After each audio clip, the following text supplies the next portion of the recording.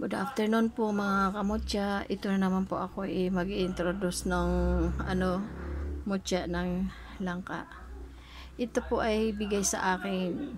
Binigyan ako ng ng isang hiwa ng langka ng ng kaibigan ko.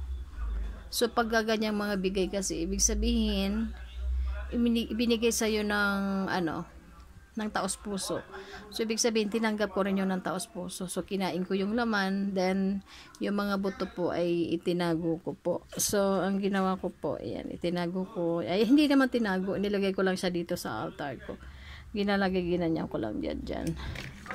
Kasi maswerte kasi yung mga bagay na ibinigay ng ng kapwa mo. Kasi parang ang mangyayari po niyan, kasi pag binigyan ka niya ng tinatawag na mutya, so parang magaan din ang pasok sa'yo ng money. So magiging magaan din ang sa'yo ng business. Kasi pampaswerte nga.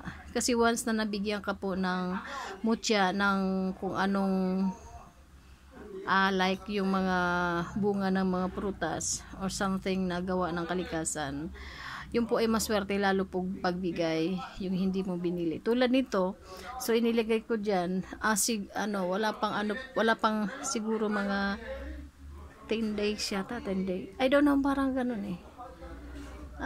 Bago pa lang, wala pang 2 weeks. Binigay sa akin ang langka. So ito, ino-observe ko sila ng ilang araw. So ito, buo pa sila. So hindi pa sila nagbabalat. Ayan, buo pa sila. So, hinayaan ko lang sila na kusang bumukas. Yan. Kasi kusang nagbabaklas ito, nababaklas kasi yung balat na yan eh. Ayan tulad yan ayan. Ayan matigas. Ibig sabihin mutya ang nasa loob niyan. So, biglang mabibiyak yan dito. Parang parang itlog na nag-hatch ng ng sisiw or something na itlog ng something na lalabas. Ito ibubuka po yan. So inaantay ko lang siyang bumuka. Yan, pag ganyan nag-hatch siya. So itong 4 nung isang araw biglang bumukas yung mga yung tawag diyan, yung mga ganito. Ito na po ang laman niya. Yan. So ito ayan inano ko na nga pinang ko na ito ayan wala na kasi.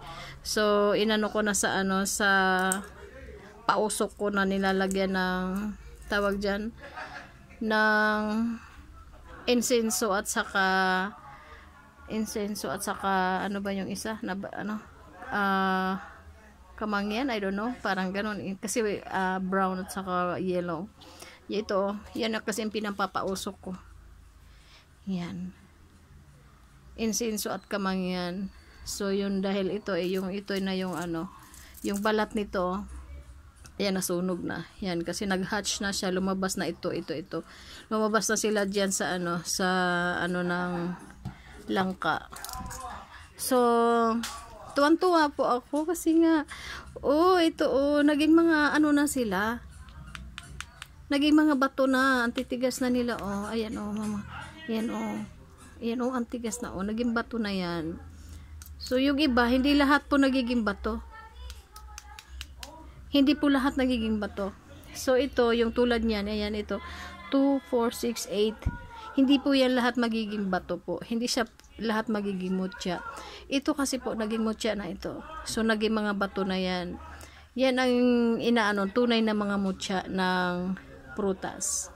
So ito po ay, siyempre, tulad ng mga nakaraan kong mga mutya, iingatan ko rin po yan kasi sinasabi nga, once na ka ng business na mayroon kang mutya ng langka, napakaswerte po yun kasi magiging mabango ka sa mga customer. So ibig sabihin magiging ibig sabihin magiging lapitin ka ng mga customer. Yan, naging bato na po yan. So ito ang maabangan ko na naman. Pag ito nalaman ko na pag sila ay nagiging mutya na, kasi po yan po ibubuka. Yan yan, kusa po yung nabibiyak yung mga balat niya. So ito muna ang 4 pa lang ang magsipaglabasan. Ito. Naging bato na yan sila. Mga bato na yan. Yan ang dapat na mga iniingatan na mga bato. Mutya. Yun ang tunay na mga mutya. Hindi yung iba pinapakita para mga itsura, mga ano talaga. Anyway, meron din naman ako mga ganon. Pero para sa akin, mas the best talaga yung kusang naging bato sila. Ayan o.